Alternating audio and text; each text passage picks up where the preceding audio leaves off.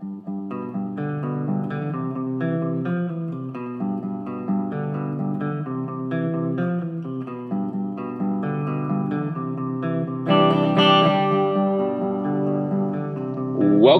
to the Movies of the Damn podcast. My name is Kyle Grant, and I'm sitting here, as always, with my friend and published horror author, John Hunt. If you enjoy what you hear here today, please subscribe to our YouTube channel, check out our Facebook page, and follow us on both Instagram and Twitter, @DamnMovies. Email us any questions, comments, and suggestions to moviesthedamned@gmail.com. For further details on John's published works, please visit his blog, johnhuntfiction.wordpress.com. Today, we'll be discussing Lars Klevberg's 2019 horror film, Child's Play. The movie follows Andy, who receives a buddy doll that has been tampered with by a disgruntled employee, turning off all of its safety protocol. Andy names the doll Chucky and quickly forms a strong bond, but eventually discovers that the doll is actually evil, as Chucky kills his cat and his mother's boyfriend. A large confrontation ensues, with Andy eventually destroying the doll, but not before Chucky seemingly transfers its AI awareness into a new doll. John, opening thoughts on the movie? Yeah, I have to tell you, I was pretty excited to see this film, and I was very happy when it popped up on Prime. I never got to see it in the theaters. I was a pretty big fan of the originals, like mostly the first one I liked because it was new and different, and it kind of started a whole new franchise. So I was always interested in that. So I was pretty excited to see this, and other than the obvious stuff, I had a good time with this. Like, I had a really good time with this. Yeah, like, this is arguably like the 80s movie. Like, if you would talk like for horror, that what would pop into your head for the 1980s, this would have to be in the top 5 for sure. As just notable works. Yes, for sure. And so yeah, I get your excitement, right? And they made a ton of movies in this franchise, so I thought it was kind of cool that they didn't just make another sequel, that they thought, you know what, let's reimagine it, and let's just not straight up remake the original, let's make it a little bit different. For sure. Because this was much different than the original in terms of the setup. Would you agree with that? Absolutely, and that's what I was really happy with. It was like, it wasn't necessarily a remake, it was more like a reimagining. And I really, like a reinvention. Yeah, exactly. I really liked it. I have to tell you though, like the first the production company that came up on screen, like it was Orion Pictures. That I remember is the exact same, like I guess graphics or whatever from the 80s. I was like, oh yeah, I was pretty excited about that. I was like, they brought that back, but like, because you don't see that, like they don't do that stuff anymore, right? So. Like, it was an older screen and older setup. So I was like, oh, that's pretty cool. So I was like, from the very beginning, I was really into this. And then I think it at no point really disappointed me. It's just, there's obviously some issues and that we're going to probably most likely go over pretty soon. But other than, like, overall, though, like, I recommended Ethan to watch this. I said, Ethan, you should watch this.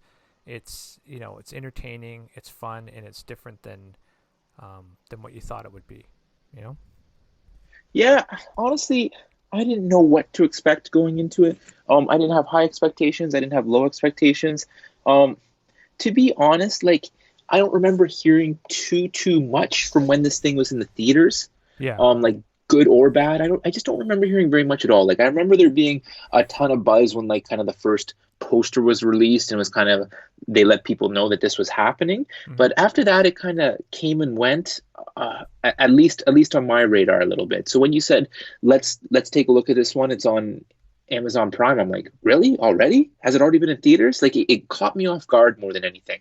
Oh, I remember when it was in theaters and I wanted to go. I actually asked Ethan to go, and for whatever reason, school or whatever, he could. Okay, and you just never. Yeah. So never I was made waiting it. for it. Yeah, so I never made it, and I was kind of waiting for it to show up, and it did. So. Well, yeah. And then you're kind of watching the movie, and it gets going, and I love the opening scene. I love that it opened with this commercial, just kind of really setting the scene and just explaining what this presentation, a unique way to really kind of let the viewer know right away what's going on. Yeah, so, and it also showed the potential capabilities of the new Buddy doll, right? With the Wi-Fi and able to access all your stuff, right? So they threw Yeah, yeah, yeah. they threw a modern spin on it from being the old Chucky, which was pretty much a plastic doll that had some pre-programmed sayings and movement animations, right? Like this one was fully autonomous and could control your whole home, and like if it's like your Google Home thing or whatever it was, right? Or your Alexa Home, like it could control all that stuff. And Oh yeah, this is straight up AI. This is like a robot that you yes, interact with. right. So and I like how they set that up because it's like the original was just like they had a whole demonic supernatural possession of the doll, right? So um it was given human qualities immediately, right? So as this one, I thought they went a different route with it, which I thought was very interesting. So I do have to say though, like when that programmer took off all the safety protocols, I know why they did it. They did it the way that they did, but it said that they were in Vietnam, right, making the dolls, Okay. and but the computer typing was English. Okay, so that's an issue right there. But I do have to say the I one thought, thing about that scene that I liked, and if you're a fan of the Joe Rogan Experience, that podcast, Joe Rogan talks about it all the time. That in some of these countries where like high tech phones are made and things like that, people jumping out of the factory has become such a prevalent thing that they've actually installed nets to prevent people from jumping. yeah, I did hear that. That's like kind of blows your Highly mind. disturbing. Yeah, Yeah, exactly. kind of blows And your like mind. Joe Rogan always brings it up. It's like, how many people had to jump before you put nets up? Yeah, right. I bet you it And it would have just been quite a few. right, and it's just kind of wild that that's how this movie starts. That this disgruntled employee kind of modifies this Chucky doll and then commits suicide in that way. But you're right. It's a kind of cool that it's a different spin. There's no demonic possession at all in this. Yeah, It's just kind of the doll is programmed out of the, I guess, the possibility of being evil. Like the fellow never put any evil computer chip in or anything like that. He just took away the filters, forcing it to be good. If yeah, that makes sense. for sure. It's like if you ever see like iRobot or whatever, right? So these androids or whatever would be programmed with rules, right? Do not harm humans. Do not do like it was like in RoboCop as well. They were programmed with these safety protocols to not Yeah. harm the humans or whatever, right? So I don't think it necessarily would have been that in the safety protocol, but it would have been more like don't say bad words and don't do this, and you know what I mean, like these things that um, would mitigate its learning because Yeah. the learning would have been structured, what it could accept and what it could repeat. Because throughout the film, they're saying your guy says that's amazing. They're not supposed to say that. They're not supposed to swear, right? So they give you an indication of Yeah. what the learning protocol would be. And what I found interesting though is like it was like those films were, um, some sort of alien or robot comes to Earth or whatever, and it watches humanity and learns from us, and it learns some terrible things as well as good. You know what I mean? So I really liked how you watched Chucky evolve, right?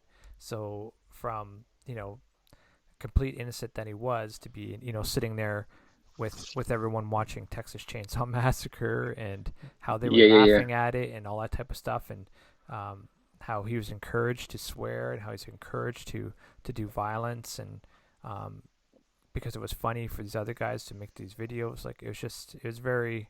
I really enjoyed this film. Okay. Well, and there are a lot of interesting parts to this. One thing I wanted to get your opinion on right away is the look of the doll. Hmm. How did you feel about the look of the doll compared to classic Chucky, let's say? Um, I liked it, and I don't know. It's like they were fairly close to the original. I don't really think it was necessary to. Right? Because when I think of the original, Hmm. I think of that the classic Chucky image. And yeah, this was similar, but it wasn't the same. I just like, do you think they should have gone with the original, or do you think that this updated version needed an updated doll? Well, I don't know. Like how much would you update it? You still need to have some ties to the original, otherwise you lose the target audience that you're going for, right? You're going for that niche market that remembers Chucky, and then you're hoping those guys will bring their kids or they'll tell someone else about this film, right? Um, you know what I mean? Because like I remember No, for seeing sure. I remember seeing this as when I was younger, And now I have an 19-year-old son, and I just told him to watch it, so they're hoping for someone exactly like me, right? So um, I don't think you want to get too far away from it. However, I will say that I wasn't too fond of the eyes going red. I don't know what that has to Yeah, do. I I didn't know. like that either because it's like the thing's not evil. It didn't have evil things programmed into it. Just the fact that Yeah, it did, you know what I mean? It just didn't have like the nice protocol. So yeah, I don't even understand the red eyes either because as we've already talked about, this thing wasn't possessed. There was no demon or anything in it. yeah. It was like symbolism for symbolism's sake, but it still needs something based in logic, even though it wasn't really a logical movie. But there's still some sort of rules that you need to be grounded in, and I just didn't think that applied really. I don't think Well, I know, and I agree with you. But I know why they did it though. It was yeah. for that last scene, so that you could show that he had transferred his AI into the new doll, and that was the only way that they could indicate it. But I'm fully on board with Or what you're saying that it kind of didn't make sense. well, I look at it that way. It's more like all they could have for that they just could have had him do that evil smile the kid taught him to do, Yeah, and you would that works. Just problem solved. and you're right, it would have worked just as well. So for me, the whole red eye thing was completely pointless. It was only for me, from what I could tell, it was only used for symbolism purposes. Yeah. Red, devil, evil intent, all that type of stuff, right? So I No, was, so that's what I had, right? yeah, that's what I think, Um, anyways. but so he kind of gets this doll, and it gets played up that Andy's a bit of a loner, doesn't really have too many friends, and he gets this doll, and they do form a bit of a bond right away. But at least from my perspective, John, they didn't spend a significant amount of time together, but they did form a bit of a bond. Um, Gets to one of my big issues right away. Um, as soon as that doll tries to choke that cat, or as soon as he cuts that boy with the knife, he gets rid of the doll right away. You think so? This this doll for a significant period of time. We're talking maybe months, but it seemed like he only had it for a few days. Yeah, so maybe they didn't show the progression very well, but you do have to remember that these people did move here. He didn't have any friends. His mom wasn't really paying as much attention to him as she could because she was working a lot, and then in the off time she was dating that dude. And but this person, this doll, was giving him his undivided attention. Whatever he did, Chucky was there to encourage or to ask a question or just to be involved. So I don't really have too much of a problem with that. I have But what about when he kills the cat? when he kills the cat, I have a problem with that. Right? I think he would Yeah, exactly. I think he should have told his mom, right? But or at least got rid of the doll or did something, right? Like I don't know, I think too many secrets for this kid. Like I don't even know. It's just more like I looked at him and I'm like he was pretty tight with his mom to a certain degree, so I think he would have been felt comfortable telling her. But they also threw in the whole time that he's telling her that his doll killed the cat. Would she look at him as he did it? You know what I mean? So he might have had those And thoughts that's what in. she kind of ended up doing. She ended Yeah, up for looking at him sure, like that, right? for sure. But and he didn't do himself any favors, though, because he escalated his behavior pretty quick, right? So Hmm. um, not well. I wouldn't say he did do him any favors. He was kind of pushed to that, but he smashed the TV with a baseball bat. You didn't really need to do that, but um, No, for sure, right? But again, John, I just look at it and we always talk about the stupid decision, yeah. and I thought the stupid decision came pretty early here in that like as soon as that doll starts to show violence, I personally think he's getting rid of it, and I especially think he's getting rid of it as soon as that cat dies. I I don't would think he's waiting until after the boyfriend gets killed. I would say after the cat dies, I agree with you, but up until then, like he realizes this doll is learning from him, and he's just like he's one of those things. Well, I just got to teach him to be better, right? Yeah, I just gotta teach him to not be so violent. But Well, having said that, I'm glad he didn't get rid of him yeah, for because of sure. that amazing scene when the boyfriend gets killed. Like I cringed so hard when he fell off that roof and both of his legs break. Oh Oh my my gosh, god! John! Yeah, I know, Like I know. I had to look away and like I like gasped and like I look away a lot. I know that, but I literally gasped at this part. And then when he gets scalped and the scalp kind of lands on the gnome's head, it Yeah. was probably like, it sounds so morbid, but I was like sitting there like kind of like chuckling. I'm like, is this a horror comedy? Like this is kind of wild. I know, I know. It was very cringe-worthy for sure. Cause you know how desensitized I am. Like I even cringed at some of them. I was like, oh my god, right? But I But gotta tell it was you, shot so perfectly. yeah, I gotta tell you, my favorite scene though was when he woke up in the morning and he walked by the head, the skin tacked to the watermelon on his drawer on his desk. I was like, what the hell? That's like I thought that was really really well shot and amazing. I do have It to was like say though, a cat bringing back its kill, like bringing back a bird or a squirrel or something yeah, like that, right? yeah, I do have to say that the eyeballs wouldn't be still attached, but that's just me. That's just you.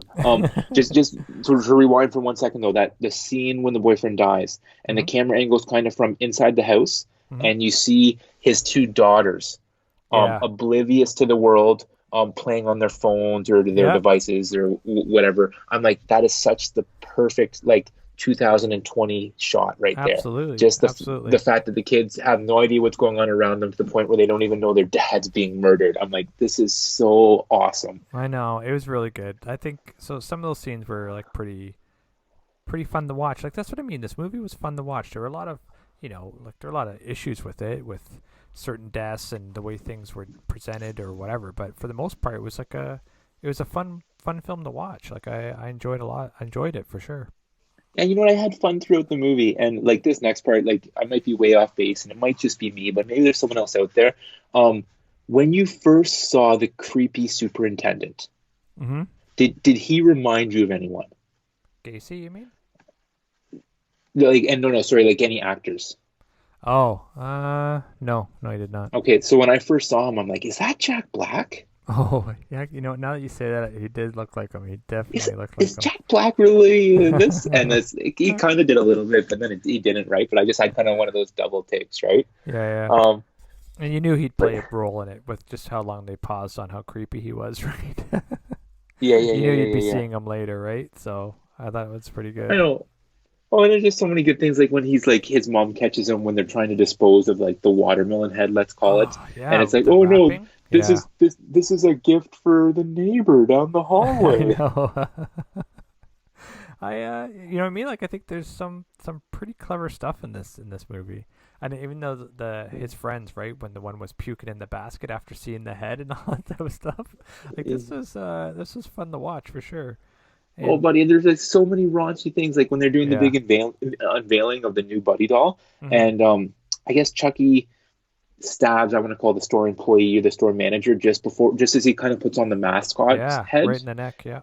Yeah, and then it like bleeds all over the little girl, Oh and my I feel god. like bad even laughing at it because again, it's such a morbid thing, but just the way it Yeah, was presented just made it yeah, so ridiculous and so like yeah.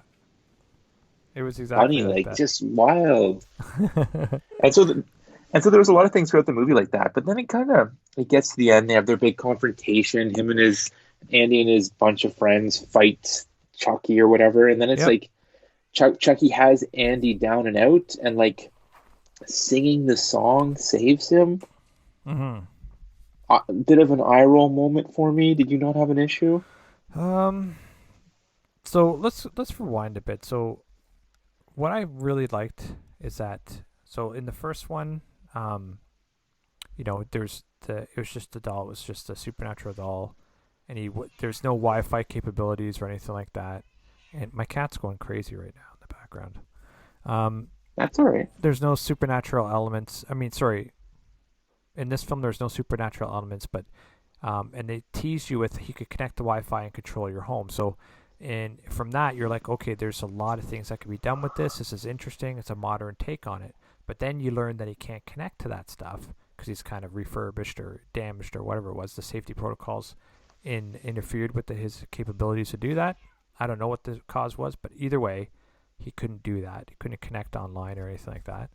And then um, they get rid of him because he's homicidal, and that creepy superintendent guy picks him up, puts a new processor in him or power pack in him, and now he can connect to the internet and um, control other electronics around him, right? And I was just like, this is like pretty clever. Like I like the whole presentation of it, only in that, with the commercial at the beginning, you think, okay, there's going to be all this stuff with Wi-Fi that that Chucky can do, and then you learn Yeah. that he can't even do that. You're like, oh, okay, so now they're going with the retro aspect where he's disconnected from all the modern stuff, and he's just going to be, uh, you know, a murderer that learns. And then it goes back to no, from the beginning, the information from the beginning. Now he can control stuff through Wi-Fi and through the internet, and he can access all the stuff. And now he's dangerous in so many other different ways. And I was just like, I enjoyed that whole process. I thought that it's like, they kept you guessing in this film, even though it shouldn't have kept you guessing. It was just one of those films where it's like, you're watching a Child's Play movie. Okay, yeah, there's a crazy doll. He's going to kill some people. No one's going to believe him that the doll's killing people. And, at the end, there's confrontation. It did follow that same pattern. However, there's some also little interesting subplots and side missions that I guess you could call them, going on, or diversionary tactics that were going on that made it interesting to watch, despite the I guess you would say the apparent simplicity of the plot, right? Because as you said, yeah. like you go into a Child's Play movie, you think, okay, we're going to see an evil doll kill people, but you're right, it was more complex than that. There was much more to it, and that did make for a pretty unique movie going experience, I guess. Like, John, I wouldn't say that like I love this movie. I wouldn't No. say that like, oh, I want to watch this again. This was amazing. Yeah. But I wouldn't give it a thumbs down either.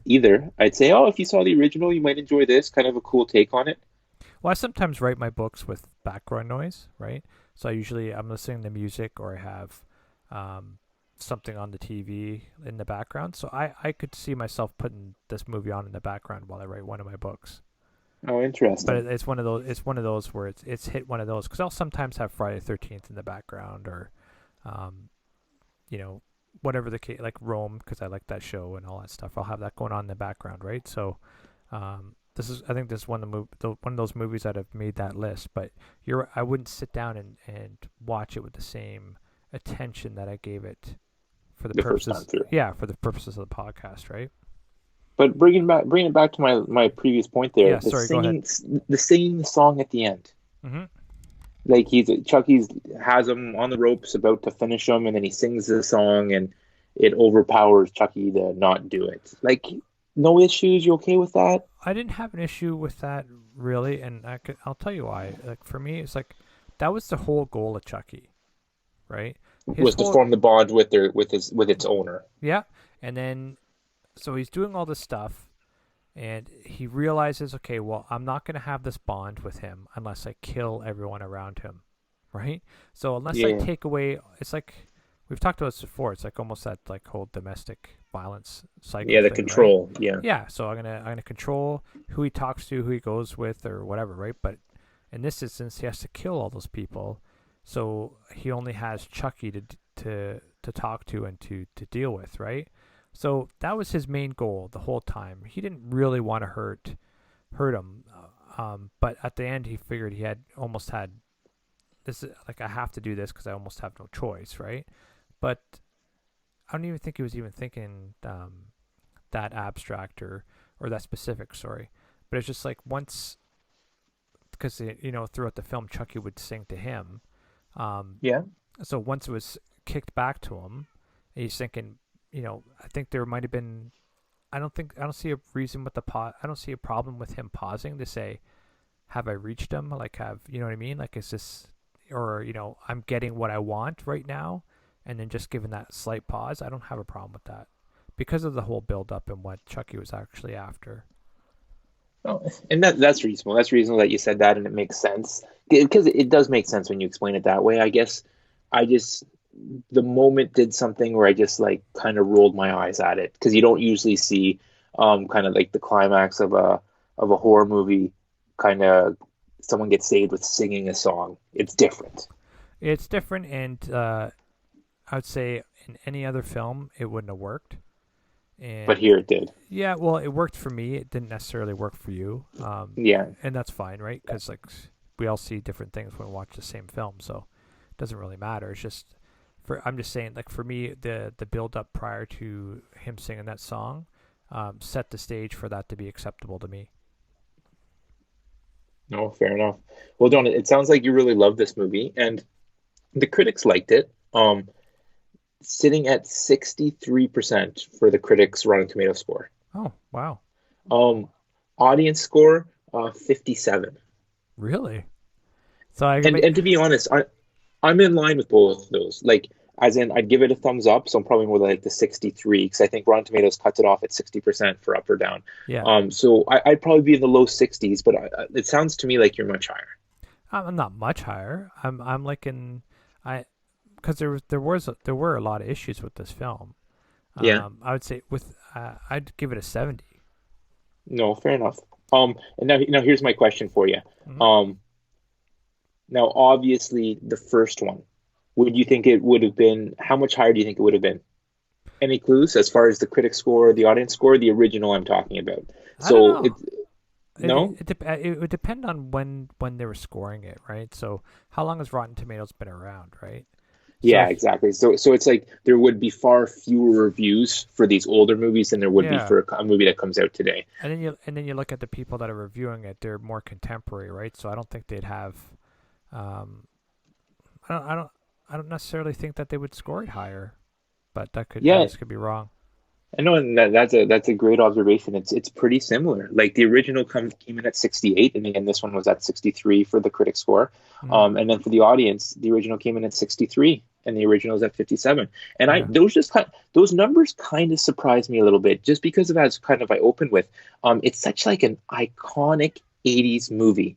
yeah, And so I didn't necessarily expect the critic score to be way up there, but when you kind of have those like super popular kind of cult following movies, I expected it to be higher than a 63 audience score for the original. for sure. It just depends on how many people participated in it, right? So, because this is definitely Child's Play is definitely a niche market, like so niche.